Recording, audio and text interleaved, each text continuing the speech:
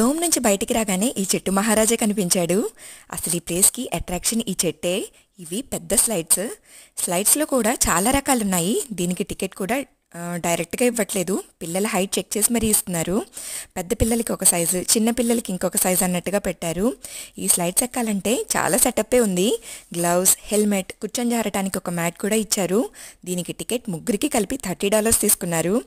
1 hour ఆడుకోవచ్చు అనమాట. Slides ఒక్కటే కాదు, లోపల ఇంకా చాలా యాక్టివిటీస్ ఉన్నాయి. చాలా జాగ్రత్తగా 1కి 2 సార్లు చెప్పి వదులుతున్నారు. ఆ మ్యాట్ని పిల్లలే ఫోల్డ్ చేసి వాళ్లే పట్టుకొని పైకి తీసుకెళ్ళాలి.